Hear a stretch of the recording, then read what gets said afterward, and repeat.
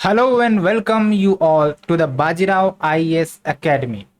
Today is 30th of August and we are going to discuss the daily Hindu newspaper analysis. But first of all, let us see some of the ethical terms that we discusses on the daily basis for the GS paper 4. तो आज हम attitude के components के बारे में जानेंगे। इससे पिछले लेक्चर में हमने एटीट्यूड के बारे में जाना था और उससे रिलेटेड हमने बहुत सारे एग्जाम्पल्स भी देखे थे।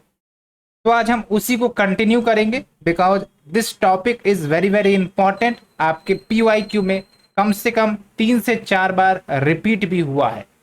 तो जैसा कि मैंने आपको एटीट्यूड के बारे में बताया था कि जो आपका एटीट्यूड है it is basically psychological tendency regarding an object जिसके माध्यम से आप उस ऑब्जेक्ट के प्रति फेवर रखते हो या फिर डिसफेवर रखते हो, लाइक करते हो या फिर डिसलाइक करते हो, पॉजिटिव रेस्पॉन्स रखते हो या फिर निगेटिव रेस्पॉन्स रखते हो। जैसे एग्जाम्पल के रूप में मैं आपको बताऊं कि लेट्स से कि कोई डेमोक्रेटिक इंस्टीट्यूशंस, डेमोक्रेसी की ही बात कर लेते तो बहुत सारे व्यक्ति आपको ऐसे मिल जाएंगे जो डेमोक्रेसी को क्रिटिसाइज भी कर सकते हैं, लेकिन बहुत सारे व्यक्ति ऐसे भी मिलेंगे जो डेमोक्रेसी को प्रमोट करने की बात करते हैं। तो ये भी आपका एटीट्यूड ही है। या फिर लेट्स से कि रास्ते में चल रहे थे, बीच में आपको सांप दिख गया तो उसे देखने के बाद व्यक्ति के अंदर डर लगने लग जाता है, तो वो भी एक एटीट्यूड ही है जो एक्शन के रूप में रिफ्लेक्ट हुआ। तो ये सब कुछ एग्जाम्पल्स थे। अब हम अगर बात करें टाइप्स ऑफ एटीट्यूड की, तो एक तो आपका होता है एक्सप्लिसिट, दूसरा आपका इम्प्लिसिट। नाम से ही पता चल रहा है, एक्सप्लिसिट का मतलब वो एटीट्यूड जिसके बारे में आप फुल्ली अवेयर हो, कॉन्शियस हो, आपको पता है अपने एटीट्यूड के बारे में, एंड जब आपको पता है तो आप उसमें चेंजेस, सुधार कर सकते हैं। जैसे आपको आइडेंटिफाइड है कि आपको काफी ज्यादा डर लगता है ट्रेवलिंग करने में, अकेले जब आप ट्रेवल करते हो तो आपको काफी ज्यादा डर लगता है, ये आपको पता है, ये आपके एटीट्यूड में। तो आप इसको सुधार सकते हैं बिकॉज यू आर कॉन्शियस कि हमारे अंदर फियर भरी पड़ी है। तो उसको आप सुधारने के लिए एक्टिविटी करोगे, अकेले ट्रेवलिंग करना शुरू करोगे, तो फिर आप चेंजेस कर सकते हैं अपने बिहेवियर में, अपने एक्शंस में, अपने बिलीफ में। लेकिन दूसरा होता है इम्प्लिसिट। इम्प्लिसिट मतलब आपको अपने एटीट्यूड के बारे में पता नहीं, बट एक्शंस में वो रिफ्लेक्ट होते रहते हैं। बहुत सारी एक्टिविटीज आप करते हो बिकॉज ऑफ योर एटीट्यूड, लेकिन आपको पता नहीं। अब आप ही हमें बताइए, जिसके बारे में आपको पता नहीं उसमें क्या आप सुधार कर सकते हैं? मुश्किल होगा, क्योंकि सुधार करने के लिए पहले गलतियां तो पता हो कि गलतियां हैं क्या, और अगर आपको वीकनेस के बारे में पता है तो आप सुधार भी कर लीजिएगा। तो ये बेसिक चीज है आपका कंपोनेंट्स ऑफ एटीट्यूड के अंतर्गत, that is your explicit and implicit. Implicit में आपका सबकॉन्शियस एटीट्यूड रहता है। A person may be unaware of his implicit belief and उसके वो एक्शन में रिफ्लेक्ट भले ही होता हो, लेकिन उसके बारे में उसको आइडिया नहीं है। तो hope you understood this topic, and फिर हम नेक्स्ट लेक्चर में दूसरे टर्म्स की बात करेंगे। So if you are liking our initiative then please do share and subscribe, ताकि आपके फ्रेंड सर्कल में भी जो भी लोग हैं, जो भी स्टूडेंट्स हैं, उनको भी फायदा पहुंचे और जो शिक्षा का डायमेंशन है वो भी काफी ज्यादा बढ़े, एंड आपको और ज्यादा नई नई इनिशिएटिव्स हम आने वाले समय में प्रोवाइड करने वाले हैं। बस आपको हमारे साथ बने रहना है। So shifting our focus to our editorial discussion, 2 महत्वपूर्ण आर्टिकल आज हमें इंपॉर्टेंट तरीके से डिस्कस करना है। पहला आर्टिकल आपका जो चीफ इलेक्शन कमिश्नर के रिगार्डिंग अपॉइंटमेंट प्रोसीजर है, उसमें क्या कुछ प्रोसेस होता है उसके बारे में जानेंगे। और आपको भी पता है कि आपका प्रेजेंट गवर्नमेंट ने एक बिल लेकर आया है जिसके अंतर्गत जो प्रोसीजर ऑफ अपॉइंटमेंट है उसमें कुछ बदलाव करने की बात की गई है। तो आखिरकार वो प्रोसीजर क्या है एंड प्रेजेंट प्रोसीजर क्या है उसके बारे में हम जानेंगे। एंड दूसरा आर्टिकल आपका it is related to the G20 summit और उसके अंतर्गत जो आपका ट्रेड एंड इन्वेस्टमेंट समिट अभी जयपुर में ऑर्गेनाइज हुई, तो किस प्रकार से एमएसएमई को हम रिवैम्प कर सकते हैं। बिकॉज एमएसएमई की बात करें तो it represents about 50% of the global GDP as well as approx 60 to 70% ये आपका एम्प्लॉयमेंट जनरेशन में कंट्रीब्यूट करता है। तो एमएसएमई का सिग्निफिकेंस काफी ज्यादा है। तो किस प्रकार से हम इनको प्रमोट करें, इस मुद्दे पर हम चर्चा करेंगे। Now the first article you can link with GS paper 2। तो बेसिकली मैंने आपसे इलेक्शन कमीशन के बारे में पहले भी बहुत सारे लेक्चर्स डिलीवर किए हैं, लेकिन एक सिंपल सा क्वेश्चन मैं आपसे पूछता हूं कि इलेक्शन कमीशन क्या कॉन्स्टिट्यूशनल बॉडी है या फिर स्टैट्यूटरी बॉडी है या फिर एग्जीक्यूटिव बॉडी है। बिल्कुल सही जवाब आपका, कॉन्स्टिट्यूशनल बॉडी है। क्यों? बिकॉज आर्टिकल 324 के तहत इलेक्शन कमीशन को गठित करने की बात कही गई है। दूसरा क्वेश्चन जो आपको कमेंट सेक्शन में आंसर करना है कि आपका statutory body, constitutional body and executive body में क्या डिफरेंसेस हैं, एंड आपको जरूर आंसर करना है। और आप अगर इंटरेक्टिव रहते हैं तो इससे चीजें आपको भी समझ में आएगी और काफी ज्यादा डेवलपमेंट भी होगा आपका। इसलिए इंटरेक्टिव रहें, कमेंट सेक्शन में रिस्पॉन्स जरूर दें। तो मुद्दा क्या है आपका इलेक्शन कमीशन का अपॉइंटमेंट को लेकर? तो बेसिकली मार्च 2 को सुप्रीम कोर्ट के तरफ से जजमेंट आया था कि जो चीफ इलेक्शन कमिश्नर है एंड इलेक्शन कमिश्नर्स, उनको अपॉइंटमेंट करने के लिए, वैसे अपॉइंटमेंट करते कौन है? प्रेसिडेंट, लेकिन किनके एडवाइस पर? Advice of the central government. तो इस जजमेंट से पहले यही होता था कि आपका सेंट्रल गवर्नमेंट प्रेसिडेंट को एडवाइस करते थे ऑफिशियल्स के नाम, और फिर प्रेसिडेंट उन्हें अपॉइंट कर देते थे। लेकिन मार्च 2 को जो जजमेंट आया, इसके अंतर्गत सुप्रीम कोर्ट ने साफ साफ कहा कि आपका जो एडवाइस सेंट्रल गवर्नमेंट के तरफ से प्रेसिडेंट को दिया जाता है उसमें थोड़ा सा चेंज किया जाएगा। वो चेंज क्या होगा कि एडवाइस आपका सिर्फ सेंट्रल गवर्नमेंट नहीं करेगी, बल्कि एक बॉडी होगी, कलीजियम आप मानकर चल सकते हैं। और उस बॉडी में कौन होगा? प्राइम मिनिस्टर होंगे, लीडर ऑफ अपोजिशन होगा लोकसभा का, और चीफ जस्टिस ऑफ इंडिया होंगे। ये 3 व्यक्ति इस ग्रुप में होंगे जो रिकमेंड करेगा प्रेसिडेंट को, और प्रेसिडेंट फिर अपॉइंट करेंगे इलेक्शन कमिश्नर को। यहां पर आप देख सकते हैं इस जजमेंट में ये बोली गई थी। दूसरी बात ये भी बोली गई थी कि जो पार्लियामेंट है वो इस जजमेंट को अप्लाई करने के लिए जल्द से जल्द कानून लेकर आए। ठीक है, तो आखिरकार अभी क्या है कि आपके जो प्रेजेंट गवर्नमेंट है उन्होंने एक बिल पेश की राज्यसभा में इसी के रिगार्डिंग। कब की थी? 10 अगस्त को। लेकिन इस बिल में जो प्रोविजंस किए गए हैं रिगार्डिंग द कलीजियम, वो इस जजमेंट को ही ओवरटर्न कर देता है। कैसे? बिकॉज इस कलीजियम के अंतर्गत जो आपके इस बिल में बात कही गई है, इसमें सीजीआई यानी कि चीफ जस्टिस ऑफ इंडिया को एक्सक्लूड किया गया है, और उसकी जगह पर आपका एक यूनियन मिनिस्टर को ऐड किया गया है। तो आप हमें बताइए, 3 मेंबर का बॉडी होगा जिसमें 2 मेंबर बेसिकली आपके गवर्नमेंट के ही तरफ से होंगे और एक होगा आपका लीडर ऑफ अपोजिशन।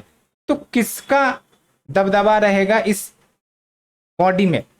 बिल्कुल सही, गवर्नमेंट का। तो अपॉइंटमेंट भी होगा तो गवर्नमेंट के ही फेवर में होगा। तो दैट्स द इश्यू जो अभी काफी ज्यादा रिवॉल्व हो रही हैं न्यूज आर्टिकल्स में। And because of this matter it can go against the independence and autonomy of the body, because यहाँ पर जो मेंबर्स हैं वो majority of the members belong to the government. तो दैट्स द कोर इश्यू। तो ऐसा नहीं है कि ये मैटर सिर्फ आज ही रिलीज हो रही है या फिर डिस्कशन में है। एक्चुअली जो अपॉइंटमेंट प्रोसीजर है ना सीईसी का या फिर इलेक्शन कमिश्नर्स का, ये जब से आपका संविधान बना, जो संवैधानिक सभा रही है उन सभा में भी डिबेट होता रहा है। जैसे जो आपका कॉन्स्टिट्यूएंट असेंबली है, ठीक है, जब ये मैटर डिस्कशन में आया तो एक रिकमेंडेशन आई थी कि जो मेंबर्स है उनको अपॉइंटमेंट करने के लिए ज्वाइंट सेशन बुलाया जाएगा। ज्वाइंट सेशन में आपका कौन होंगे, आपके लोकसभा के मेंबर्स और राज्यसभा के मेंबर्स, बेसिकली वो ज्वाइंट सेशन में बैठते हैं और 2/3 मेजोरिटी से अगर ऑफिशियल्स का नाम रिकमेंड करके पास कर दिया जाता है तो फिर वो चीफ इलेक्शन कमिश्नर के रूप में अपॉइंट हो जाएंगे। ये बात बोली गई थी। तो आप इस प्रकार के रिकमेंडेशन को ध्यान में रख सकते हैं ताकि आप कोई सजेशन देना चाहे तो आप आंसर्स में सजेस्ट कर सकते हैं। इनफैक्ट वेरियस कमिटीज गठित की गई थी, VM Tarkunde committee, as well as Dinesh Goswami committee 1990s में, एज वेल एज जो आपका सेकेंड एडमिनिस्ट्रेटिव रिफॉर्म्स कमीशन है इन इट्स 4th रिपोर्ट इन 2009, उन सबों ने कहा था कि जो अपॉइंटमेंट्स होने चाहिए मेंबर ऑफ ईसीआई का वो बेसिकली ब्रॉड बेस्ड रिकमेंडेशन के आधार पर होना चाहिए, यानी कि एक प्रकार से कलीजियम, और उस कलीजियम में जो मेंबर्स हो वो काफी ज्यादा ब्रॉड हों, डाइवर्स हों, और फिर वो रिकमेंड करे और तब जाके प्रेसिडेंट अपॉइंट करे। ये आपकी बात कही गई थी। देखिए जब हम बात करते हैं इलेक्शन कमीशन की ना, तो इसको बड़ी जिम्मेदारी है डेमोक्रेसी को इंश्योर करने की। समझिए आप 90 करोड़ वोटर्स प्रेजेंट डे में हैं। अगर हम 2019 के डाटा की बात करें तो इतने बड़े सदस्य में डेमोक्रेटिक प्रिंसिपल्स को इंश्योर करना एक बहुत बड़ी जिम्मेदारी होती है, और वो जिम्मेदारी तभी हम सही से निभा सकेंगे जब इंडिपेंडेंसी, इम्पार्शियलिटी, ट्रांसपेरेंसी जैसे प्रिंसिपल्स डिसीजन में होंगे, एक्शन में होंगे। तो दैट्स वाई इतनी ज़्यादा डिस्कशन होती है मेंबर्स में ट्रांसपेरेंसी एंड इम्पार्शियलिटी रखने के लिए। एंड इतना ही नहीं, 2006 में जो आपके चीफ इलेक्शन कमिश्नर थे बीबी टंडन साहब, उन्होंने उस समय के जो प्रेसिडेंट हैं डॉक्टर एपीजे अब्दुल कलाम, उनको भी रिकमेंड किया था कि एक 7 मेंबर कमिटी हो that will be headed by prime minister, और फिर वो चूज करे कि कौन सीईसी बनेंगे as well as other ECs, and फिर वो रिकमेंड करेंगे प्रेसिडेंट को। तो उस 7 मेंबर कमिटी में कौन कौन सदस्य होंगे, जैसे आपका Lok Sabha speaker, leader of opposition in Lok Sabha and Rajya Sabha, law minister, deputy chairperson, यहां पर आप देख सकते हैं, एंड जज ऑफ सुप्रीम कोर्ट जो CGI chief justice of India की तरफ से नॉमिनेट किया जाएगा। तो आप समझिए यही तो है आपका ब्रॉड बेस्ड कोलिजियम। तो इससे क्या होगा कि जो आपका इलेक्शन कमीशन है ना, उसकी इंडिपेंडेंसी बनी रहेगी। और उस समय जब आपका present government that is BJP government opposition में था, तो उन्होंने भी इस सजेशन को सपोर्ट किया था और उनका भी कहना था रिप्रेजेंटेटिव कलीजियम होना चाहिए। लेकिन आज आप देखो यही गवर्नमेंट जब प्रेजेंट मोड में है, फिर ये सजेशंस को इम्प्लीमेंट खुद नहीं कर रहे हैं। इनफैक्ट 2006 में अरुण जेटली साहब, जो कि one of the important member of the BJP, तो उन्होंने भी रिकमेंड किया था और बोला था कि अगर गवर्नमेंट का इंटरफेरेंस इलेक्शन कमीशन में होगा तो मान के चलिए it will be destructive of the independence of the election commission. यहाँ पर आप देख सकते हैं।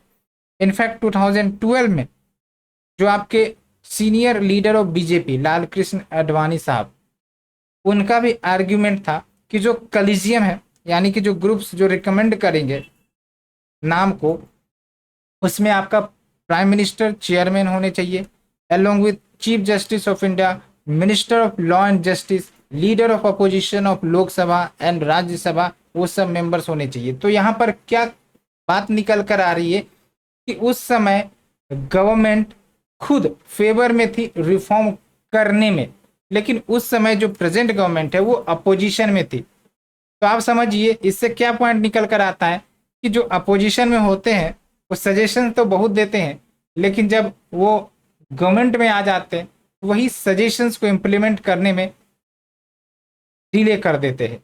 ये बात आपको यहाँ से निकल कर आ रहा है। तो ये सब जो घटनाएं हैं कहीं ना कहीं because of this democratic weakening हो सकता है, बिकॉज ऐसे में जो लोगों का कॉन्फिडेंस है इलेक्शन कमीशन के प्रति वो आपका कमजोर होगा, एंड इसके कारण लोग इंटरेस्टेड नहीं होंगे वोट करने में, पार्टिसिपेट करने में। एंड जो भी कमिटी जिसके बारे में हमने डिस्कशन किया उन सब में मैंने आपको बताया कि बीजेपी का सपोर्ट रहा है। उन्होंने बोला भी था कि इस प्रकार के रिफॉर्म्स किए जाने चाहिए। उन्होंने ये भी बोला था सीजेआई या फिर जज नॉमिनेटेड बाय जज सीजेआई वो पार्ट होने चाहिए इस कॉलेजियम का, लेकिन आज आप देख सकते हैं उन्हें ही एक्सक्लूड कर दिया गया, सीजेआई को ही एक्सक्लूड कर दिया गया। तो ये सब रिफॉर्म करने का एम क्या था कि जो बायसनेस है, जो अटैचमेंट्स है इलेक्शन कमीशन का टू द रूलिंग पार्टी वो ना हो, बिकॉज जब अटैचमेंट होगा तो बायसनेस भी होगी, तो फिर कहीं ना कहीं वो रूलिंग पार्टी को फेवर कर सकते हैं, अपोजिशन के प्रति काफी कड़क एक्शन ले सकते हैं। तो ऐसे में वो कमिटेड बॉडी हो जाएगी। कमिटेड बॉडी आपने सुना होगा कि गवर्नमेंट की हाँ में हाँ मिलाना, ना में ना मिलाना, जैसे आपने कमिटेड ब्यूरोक्रेसी के बारे में भी सुना होगा, ठीक है। As well as partisan behaviour हो सकता है इनका। तो that will be not good for the entire country for the democratic principles, otherwise it will lead to democratic weakening. So ये जो नया बिल लाया गया है आखिरकार प्रेजेंट गवर्नमेंट का जो स्टैंस था पहले उसी पोजीशन को रिवर्स करता है।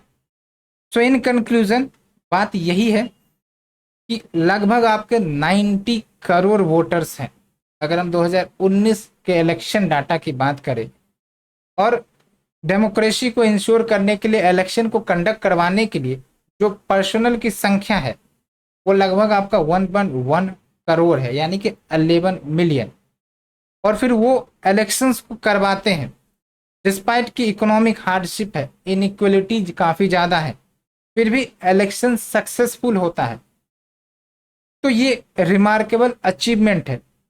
बट हमें ये जरूर इंश्योर करना पड़ेगा कि जो आपकी इलेक्शन कमीशन की इंडिपेंडेंसी है वो इंश्योर रहे, नहीं तो रिसेंट इंस्टेंसेस में ये देखा गया कि जो आपका इलेक्शन कमीशन है वो पार्टीशन विचारधारा अपनाते हैं। रिगार्डिंग आपने देखा कि किस प्रकार से प्रेजेंट गवर्नमेंट के कहने के बाद इलेक्शन शेड्यूल्स को एक्सटेंड कर दिया गया था, या फिर इलेक्टोरल स्पीच जो दी जाती हैं और मोरल कोड ऑफ कंडक्ट का वायलेशन होता है तो अपोजिशन पार्टी के खिलाफ काफ़ी ज़्यादा कड़क एक्शन लिए जाते हैं, लेकिन रूलिंग पार्टी के प्रति सॉफ्ट रिस्पॉन्स दिखाया जाता है। एज वेल एज आपका जो इलेक्टोरल रोल्स उसमें माल प्रैक्टिस जैसी घटनाएं, इन सब को हैंडल करना है तो इंडिपेंडेंसी होनी ज़रूरी है, ऑटोनॉमी होनी ज़रूरी है। और सिर्फ ऑटोनॉमी ही नहीं, सिर्फ मार्क प्रैक्टिसेस से गायब होती हैं, इरोड होती हैं, बल्कि लोगों का ट्रस्ट भी ऐसे माल प्रैक्टिसेस से ख़त्म हो जाता है। तो ये आपका टोटल कंक्लूजन है, एंड यू कैन अंडरस्टैंड कि ऑटोनॉमी कितनी ज़्यादा ज़रूरी है इलेक्शन कमीशन जैसे कॉन्स्टिट्यूशनल बॉडी के लिए, जो इतनी बड़ी जिम्मेदारी ले रखे हैं इलेक्शंस को कंडक्ट करवाने के लिए, डेमोक्रेसी को मजबूत रखने के लिए। तो ये टोटल आपका आर्टिकल का कंक्लूजन है। Now shifting our focus to GS paper 2 second article topic से आप रिलेट कर सकते हैं। कंटेक्स्ट यही है कि भारत को G20 की प्रेसिडेंसी मिली हुई है, and because of that various meetings on different topics organise हो रहे हैं डिफरेंट स्टेट्स में। तो अभी रिसेंटली आपका trade and investment ministers meeting of the G20 Jaipur में हुआ, और इस पर जो आपका MSME सेक्टर है उस पर ज़्यादा फोकस किया गया कि किस प्रकार से MSME या फिर स्मॉल बिजनेसेस एक महत्वपूर्ण रोल निभाते हैं, एंड दैट्स वाई हमें MSME को ग्लोबल लेवल पर प्रमोट करने की ज़रूरत है। अगर हम G20 की बात करें तो मैंने बेसिक्स आपको बताया था। हालांकि आप कंट्रीज के नाम रिकमेंड कर सकते हैं कि कौन कौन से कंट्री G20 के सदस्य हैं। यूपीएससी के PYQ में ये क्वेश्चन पूछा गया है। एंड अगर हम G20 का ओवरऑल सिग्निफिकेंस देखें तो आप यहाँ पर देख सकते हैं 65% of world population, 79% of world trade, 84% of world economy, 79% of world carbon emissions. तो क्लाइमेट चेंज को भी डील करना है ना, तो G20 देश अगर एक साथ मिलकर डील करते हैं, हमने एक आर्टिकल भी डिस्कस किया है क्लाइमेट चेंज से रिगार्डिंग कि कैसे ये जो आपका बॉडी है वो लीड कर सकती है क्लाइमेट चेंज के जो इश्यू है उसको कवर अप करने के लिए। एंड ट्रेड से रिलेटेड आपका इनका रोल और भी ज़्यादा है। जैसे अभी आपका ट्रेड में इनका शेयर देखे तो लगभग 79% है, तो काफ़ी बड़ा है। तो अभी वर्ल्ड ओवर पर जो सिनेरियो चल रहा है, जहाँ पर जो वर्ल्ड ट्रेड है वो श्रिंक हो रही है because of the disturbances we are seeing with respect to the Russia Ukraine war या फिर USA चाइना टसल। तो इन सब के बीच ये जो मीटिंग्स हो रही है काफ़ी बड़ा सिग्निफिकेंस रखती है। एंड जो मीटिंग अभी हुई trade and investment ministers meeting, तो इस मीटिंग में ये बात बोली गई कि जो वर्ल्ड का फेथ है in cross border commerce and investment, इसको फिर से रीअफर्म किया जाएगा ताकि प्रोस्पेरिटी एंड ग्रोथ सबके लिए इंश्योर हो। बिकॉज जब तक आपका ग्लोबल ट्रेड प्रमोट नहीं होंगे तो आप मान के चलिए कि जो एम्प्लॉयमेंट जनरेशन है वो रेस्ट्रिक्टेड होगी, ठीक है। एज वेल एज इवन क्या फूड सिक्योरिटी की चैलेंजेज आ सकती है जो हम फेस कर रहे हैं। अभी काफ़ी ज़्यादा इन्फ्लेशन चल रहा है फूड के सेक्टर में because of the Russia Ukraine war and उसका impact. Because Russia and Ukraine wheat के एक्सपोर्ट में काफ़ी बड़ा शेयर रखती है। तो ऐसे में आप समझिए कि जो देश इनके ऊपर डिपेंडेंट रहे हैं उनको कितनी ज़्यादा दिक्कतें आ रही होंगी। एज वेल जो गवर्नमेंट है उन्होंने 5 concrete and action oriented delivers पर बात की, जैसे कि जो भी आपके देश हैं उनके डिफरेंट रेगुलेटरी प्रोविजंस है। And because of the different regulatory provisions ये वर्ल्ड ट्रेड को प्रमोट करने में चैलेंज प्रमोट करता है। तो ऐसे में एक प्रॉपर ग्लोबल स्टैंडर्ड्स हो और उस पर सहमति से उस स्टैंडर्ड्स को तैयार किया जाए ताकि ये जो diverse and divergence regulatory provisions है उसको मिनिमाइज करके हम एक स्टैंडर्ड प्रोविजंस लाएं। As well as mutual recognition हो प्रोफेशनल सर्विसेज का like medicine law and nursing, so that जो भी प्रोफेशनल वर्कर्स है वो आराम से माइग्रेट करके अपने प्रोफेशंस को कंडक्ट कर सकते हैं। एज वेल एज जो भी प्रोडक्ट्स है इन सेक्टर्स के वो भी एक्सपोर्ट इंपोर्ट आसानी से हो, इस पर रेस्ट्रिक्शंस ना हो। एज वेल एज इंडिया ने भी कुछ सजेशंस दिए, जैसे एक ग्लोबल फ्रेमवर्क हो to map the global value chain. Global value chain का मतलब क्या हुआ, जैसे अभी आपका प्रेजेंट कंट्रीज डिफरेंट देशों के साथ इंटरलिंक्ड है फॉर द ट्रेड, तो देश को जो जरूरत पड़ती है वो डिफरेंट कंट्रीज से मंगा सकते हैं, ठीक है। जैसे इंडिया की बात करें तो इंडिया चाइना से लिंक्ड है, USA से लिंक्ड है, आपका और भी बहुत सारे रशिया से लिंक्ड है। तो भारत को ज़रूरत पड़ती है तो रशिया से भी मंगा सकते हैं, US से भी मंगा सकते हैं, चाइना से भी मंगा सकते हैं। तो ये होता है आपका ग्लोबल वैल्यू चेन। लेकिन पैंडमिक के दौरान ये ग्लोबल वैल्यू चेन काफ़ी ज़्यादा रिस्क में थी। क्यों? बिकॉज चाइना ने रास्ते बंद कर दिए थे सप्लाई के, बिकॉज वो फिर अपनी ही सुरक्षा में लगा हुआ था। तो आप समझिए कि भारत के लिए तो रिस्क हो गई ना। इसी प्रकार से सिर्फ भारत के लिए नहीं, और भी बहुत सारे देश जो इन देशों पर डिपेंडेंट थे उनके लिए भी रिस्क आ गई।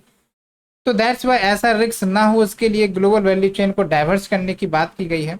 एंड कोई भी शॉक आए लाइक द पैंडमिक जो हमने देखा, वो शॉक इस ग्लोबल वैल्यू चेन को डिस्टर्ब ना कर सके। अलोंग विथ वर्ल्ड ट्रेड को प्रमोट करने के लिए डिजिटाइजेशन ऑफ ट्रेड डॉक्यूमेंट्स, ताकि जो भी इंपोर्ट या एक्सपोर्ट करते हैं उनको वेरियस डॉक्यूमेंट प्रोसीजर से गुजरना पड़ता है, तो उसको दिक्कतें ना हो, आसानी से वो डिजिटाइजेशन के माध्यम से प्रोसीजर को निभा सके। अलोंग विथ जयपुर कॉल, इसको आप समझिए काफी महत्वपूर्ण है, बिकॉज जयपुर कॉल में क्या बोला गया, एमएसएमई के ऊपर फोकस किया गया। एमएसएमई के पास इंफॉर्मेशन की कमी होती है, कौन सा देश क्या इंपोर्ट कर रहा है, कितने मात्रा में इंपोर्ट कर रहा है, इसकी आइडिया नहीं होती है, क्या क्वालिटी डिमांड कर रहा है। एंड बिकॉज ऑफ दैट ये एमएसएमई पीछे रह जाते हैं, इसके जगह पर जो आपके बड़े बड़े कॉर्पोरेट से कंपनी जो वो फायदा उठा लेते हैं।